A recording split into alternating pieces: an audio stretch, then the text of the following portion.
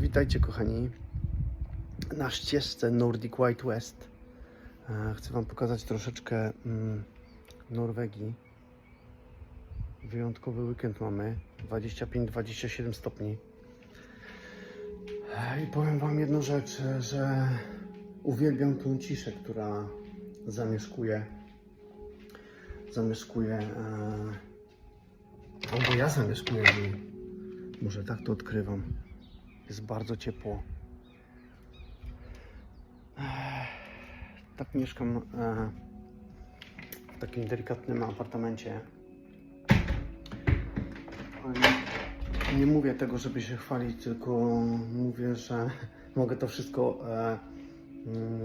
oddać, zrezygnować ze wszystkiego. Tylko dlatego, że coraz bardziej dostaję więcej świadectw, ale też ciszy. I ta cisza też jest informacją,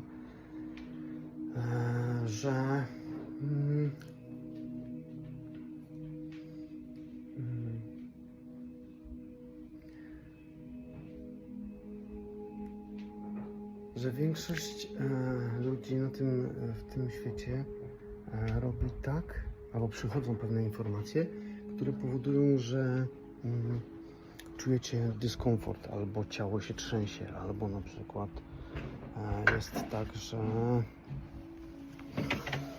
tak, że odczytujecie pewną informację, albo ktoś do Was mówi, no i czujecie, jak się jest w umyśle bardzo głęboko, to myśli się, że to jest naturalnym stanem. Ale okazuje się, że nie, bo jak się traci ego i nie widzisz w oddzieleniu, tylko widzisz w jedności, to widzisz, że jesteś atakowany tylko dlatego, żeby wracać do walki. Dajesz miłość bez względu na konsekwencje, dajesz akceptację, wdzięczność bez względu na konsekwencje, bo jesteś tu, w teraz. Nie ma różnicy, nie ma czegoś takiego.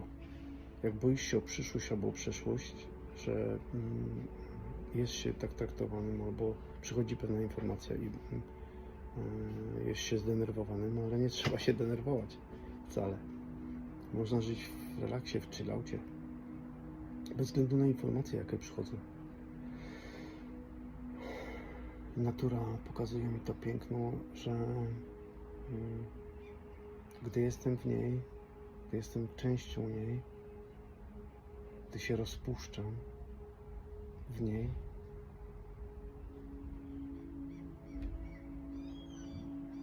to jest najfajniejsza rzecz, jaką można odkryć, jaką można znaleźć dla samego siebie.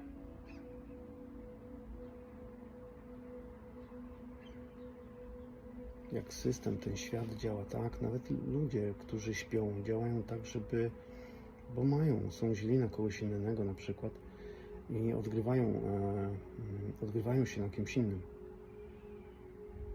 A dlatego, że są w ignorancji, że śpią. Na pewno też taki byłem, bo przez ten proces przeszedłem jako awatar Jarek. Chciałem Wam powiedzieć o tej książce, o jednej książce, którą mam tutaj. Wziąłem. Taka fajna książka, która też pokazuje kobietę, jak przechytrzyłam każdą biurokratyczną agencję konfiskaty gotówki znaną człowiekowi. Książka o duchowej ekonomii na temat pieniądza i pamiętaniu, kim jesteście. Mary Elizabeth Croft. I jak przeczytałem po sprawie sądowej, po rozwodzie i po podziale majątku, gdzie było 5 spraw o podziału majątku, gdzie powiem wam po części, może będę już pomału zdradzał w tych filmach te sekrety, te rzeczy, te sytuacje, które pokazywały mi, że coś z tym światem jest nie halo. W Polsce, gdy rozwiodłem się, nie kojarzę, który to jest rok. Nie rozdrapuję ran, tylko wspominam to z taką lekcją, z taką nauką.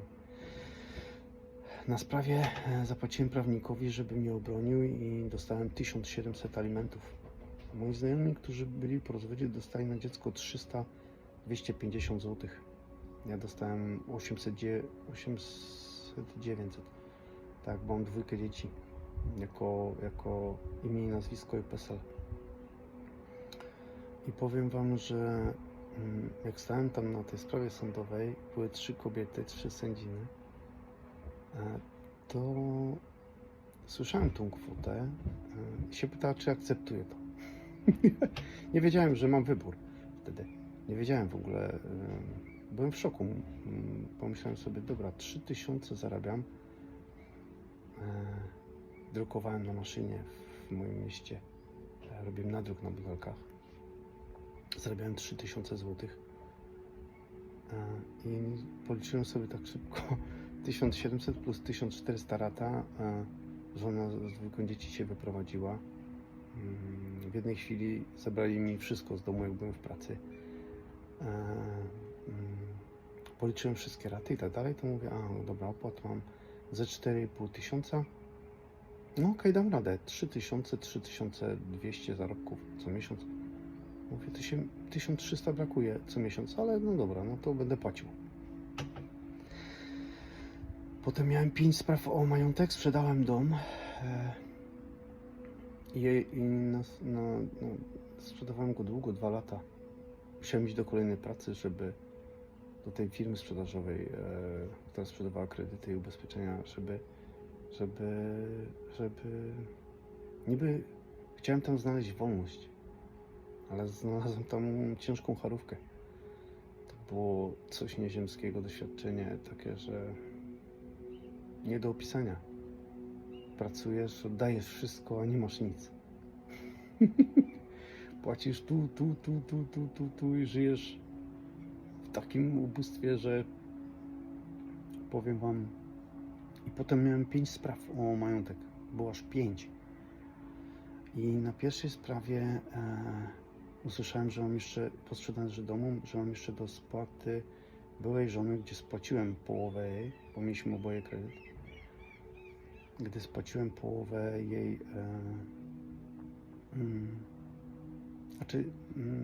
tak, bo mogłem spłacić tylko swoją część, no, ale ona by dalej płaciła to. Do końca tego nie rozkminiłem, ale powiem wam, że było tego jakaś kwota, 100 parę tysięcy.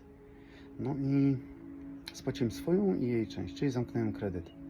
Zostało tam groszowe sprawy na motocykl, na kombinezon, żebym te serce, które włożyłem w ten dom, budowałem go sercem.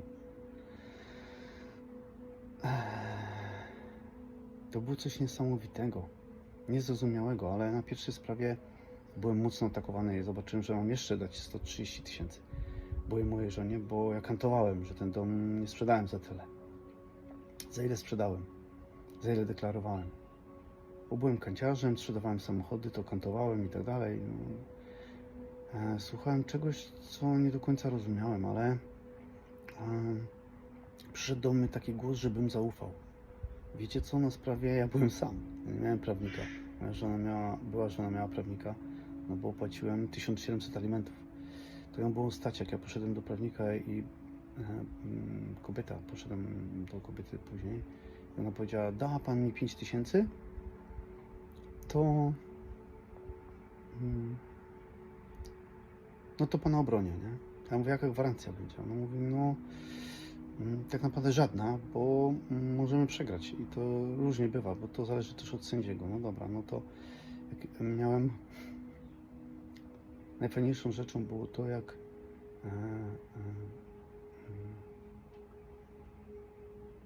jak córka do mnie napisała, jak jeszcze mieszkali w tym domu, w którym ja mieszkałem w pokoju tylko, i napisała do mnie, czy bym mi nie kupił bułek do szkoły, bo ona lubi kajzerki. I wiecie co? Byłem w pracy, to był 11 albo 12 już, po 10. Wszystkie pieniądze już oddałem ze strachu i i powiem wam, że leciały mi łzy po policzku. Żeby udać się, że nie wiedziałem jak kupić te buki, żeby udać coś, to poszedłem do chłopaków w pracy i powiedziałem, żeby mi pożyczyli złotówkę na kawę. Bo tam rzucało się monetę do automatu. I za tą złotówkę kupiłem 2 kajzerki. I wtedy coś we mnie pękło. Byłem na drugiej sprawie i zacząłem pisać na sprawie. Byłem sam oczywiście, bo mnie nie było stać na prawnika. I pisałem na sprawie, że ich kocham. Zamykałem oczy i przerywałem tak dużo miłości, tak dużo akceptacji, że wszystko co się dzieje, po prostu byłem obecny. Wtedy jeszcze nie wiedziałem, co to jest ta obecność. Po prostu uznałem, że to jest jedyna rzecz, jaką mogę użyć. No i była druga sprawa i na tej drugiej sprawie i zaczęło coś się zmieniać. Sędzia zamiast mnie atakować, to był coraz bardziej pobłażliwy. Coraz bardziej był po mojej stronie. Na trzeciej sprawie zrobiłem to samo, jeszcze więcej. Na czwartej jeszcze więcej i na piątej sprawie już się nie pojawili. Była żona z prawnikiem. Tylko byłem ja, sędzia i ta kobieta, która zapisuje całą wiadomość. I powiem wam, że sędzia przyznał mi rację i powiedział, że ja się najwięcej starań włożyłem na to, żeby sprzedać ten dom i sprzedałem go, bo akurat były takie ceny domów za takie pieniądze. No i powiem wam, że zamknął sprawę. Włączyli nagrywania, a ja powiedziałem, że poczułem wielką ulgę. Tak jakbym wygrał miliony, a nic nie wygrałem. Po prostu, no nie dałem 130 tysięcy. Niczego nie wygrałem. I wtedy zauważyłem, że to już zaczyna działać. I się cofnąłem i powiedziałem, Wysoki Sądzie, powiem jedną rzecz. To jest najfajniejszy prezent, jaki mogłem dostać. Ale on mówi, ale nie nagrywa się tutaj i tak dalej. Nie powinniśmy rozmawiać. Trochę się zdziwiłem, ale powiedziałem, ale ja i tak to powiem. Dzisiaj jest 24.09 i to jest data moich urodzin. I to jest najpiękniejszy prezent, jaki mogłem dostać. Ale to nie chodziło o tą sprawę, chodziło o to, co odkryłem. I potem trafiła do mnie ta książka, jak przechytrzyłam każdą biurokrację.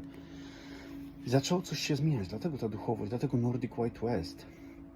Dlatego ten system, co robimy sobie sami, jak śpimy. I jak szedłem przez to życie z coachem Mike'em, Klaudią Pingot, Gracjanem, kim jeszcze? Romanem Nachtem, Mieczysławem Bielakiem, którzy są na YouTubie. Jeszcze jest Bartek Indygo, za co jestem im wdzięczny. Nakierowywali mnie, kurde, szukałem tej odpowiedzi, ale już nie na zewnątrz, tylko w środku. I czasem są takie sytuacje, które jeszcze przychodzą do mnie i pokazują, że mam się martwić, ale już nie kupuję tego. Akceptuję, że to przyszło i tak dalej, szanuję, że to jest. Bo to jest, czuję, że to jest częścią mnie, tak jak to wszystko, co widzę. Ale tego wyższego mnie, nie tego, co się boję, bo ciało jest tkliwe bardzo. Jeżeli przychodzi jakaś informacja, to ono się trzęsie i tak dalej, ale można to stransmutować, można to przerobić. Uwielbiam z lnu ciuchy, dlatego je noszę. Bo czuję, jakbym był nagi, jakbym nic nie miał. To jest najfajniejsze, to jest najfajniejszy materiał.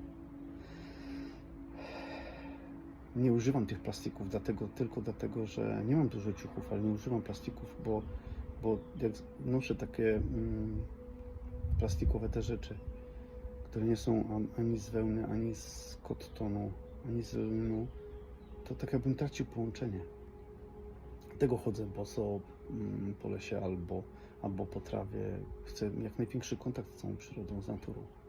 Nawet jak jest taka piękna pogoda i chciałem jechać na konie, to kobieta napisała mi, że jest za gorąco i dla koni, ale powiedziałem jej, że się cieszę, że może wykorzystać ten czas z mężem, by odpocząć. I to jest fajne. Ale teraz dostałem negatywną informację i taką, że że tak naprawdę to spotkanie z Norwegii może się już skończyć i mówię, sprzedam wszystko po kosztach albo zostawię to. Nie zależy mi na tym, zależy mi na tej wolności, która ta dusza już przez mnie krzyczy. I czy ten Nordic White West wypali? Nie mam pojęcia, ale mam pojęcie jedną rzecz, że nie przestanę być wolny, nie przestanę oddychać wolnością. Bo widzę te schematy, czuję to i to jest, kurde, jak toksyna. Jeżeli się z tym będziemy utożsamiać, jeżeli będziemy mówić, że wow, to przyszło do mnie, ja mam to wziąć na swoje plecy, to zobaczcie, jak się czujecie. Co inni ludzie nam dają. Jakie sytuacje przychodzą do nas, do codziennego życia. Bo to trzeba obserwować to, co tutaj jest w nas, przy nas. Jaka jest energia w tym ciele. To jest piękne. Także najfajniejszą rzeczą jest to, żeby obserwować samego siebie. Żeby przekierować uwagę z zewnątrz do wewnątrz. Czyli zobaczyć, jak ta maszyna się zachowuje. I w Nordic White West pomagamy sobie. To jest początkowy projekt, ale wierzę w to, że jutro zejdzie kolejne słońce. Że się uda, że w odpowiednim czasie poznam fantastycznych ludzi.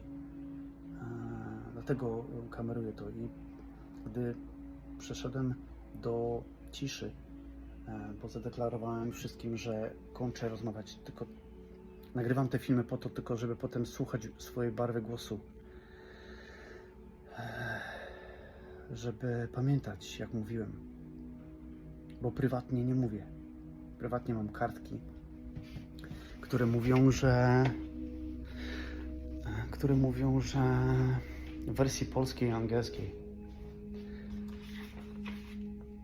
Pokażę wam teraz.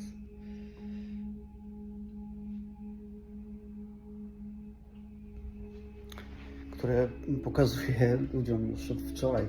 Jestem w ciszy, no mówię, tylko używam języka tylko dlatego, żeby się jeszcze z wami podzielić tymi wszystkimi świadectwami, które doświadczyłem. Poznałem tą rzeczywistość, która pokazuje mi, jak to życie wygląda. Czy ono tak ma wyglądać? Czy tak miało wyglądać? Jeżeli się przebudziłem, no to się przebudziłem z czegoś pięknego. I tak jak w poprzednich filmach mówiłem o tej Rebece, że przeszedłem przez ogień, przez ciemność. I wrócę po was. I wróciłem. Właśnie wróciłem. Nie boję się mówić. Nie boję się więcej takich sytuacji, które mnie dotknęły, to powiem na osobności, jak się spotkamy. Jak poczuję od was, że jesteście gotowi. To jest najfajniejsza rzecz pod słońcem. Widzieć, jak się gra. Aha, i nie dokończyłem jak zadeklarowałem to umysł normalnie czułem, jak takim dyktatorskim podejściem ten głos w głowie pokazywał mi, że jak ja sobie to wyobrażam, że będę teraz w ciszy, że tylko będę komunikował się przez SMS-y albo przez maile. Jak ja sobie to wyobrażam, jak ludzie będą mnie atakować i w ogóle, jak poczułem to, stransmutowałem to w piękny sposób i podziękowałem za doświadczenie. I puściłem to. Jak intencje puszczam. I dziękuję wam ślicznie za komentarze. Jeśli to do was dociera, przekazujcie to dalej. Jeżeli ktoś potrzebuje wsparcia w taki sposób, można się ze mną kontaktować przez nordicwhitewest.com. Tam jest mój numer norweski telefonu, tam jest poczta internetowa. Jeśli macie miejsce, plan, stadninę, która pokaże mi, że mogę tam być za jedzenie i za spanie. Mogę pomagać, mogę pracować tam przy koniach. Bo kocham przy nich być. Łączyć się z nimi w ciszy. To jest najpiękniejszy język. Tam nie ma ataku. Jak byłem ostatnio, wczoraj byłem przy koniach, to oddałem im cześć. Usiadłem przed ogrodzeniem i medytowałem w ciszy z nimi. Jak gdy otworzyłem oczy, zobaczyłem 4 konie obok siebie. To było fantastyczne. Było fantastyczne. Znowu nagrałem 20 minut. Ale obiecuję, że tamte następne będą krótsze. Tylko dlatego, że będę od razu przechodził do tego, co mnie spotyka. Także dużo światełka, dużo miłości, dużo pauz w swoim życiu Wam życzę, żebyście, jeżeli przychodzi coś do Waszego życia, to po prostu zatrzymajcie się, pozwólcie temu być i bądźcie w tym, oddychajcie. Popatrzcie na to i oddychajcie. I zobaczycie coś fantastycznego, że to jest tylko informacja. To nie jest do Was, to jest do tego awatara, który jest imieniem, nazwiskiem i PESEL-em. Jak poczujecie coś w sobie, to zobaczycie, że będzie tych świadectw więcej. Będziecie to odkrywać więcej. Uwielbiam, kurde, jak te ego jest takie ciche, że tam moja mewa kochana, głodna jesteś? Przyjaźnię się tu z jedną taką mewą, która czasem do mnie zagląda. Da mi daktyla. Tak jak Wam mówiłem, jem wysokie, wibracyjne posiłki i zauważyłem, że jak jem mięso, to bez względu na to, jakie mięso nie jem, to już się źle czuję. I to jest to, że odstawiam chyba mięso już całkiem, że wejdę na wegetarianizm. I dla zainteresowanych powiem, co jem, powiem, jakich ziół używam, żeby podnieść sobie energię. Słucham częstotliwości megaherców 432. Mam takie mały swój ogród. Delikatnie wyszedłem z tego. Pochwaliłem się. Ale fajnie. Dziękuję Wam ślicznie jeszcze raz. I do zobaczenia na ścieżce. Wierzę, że jesteście tam.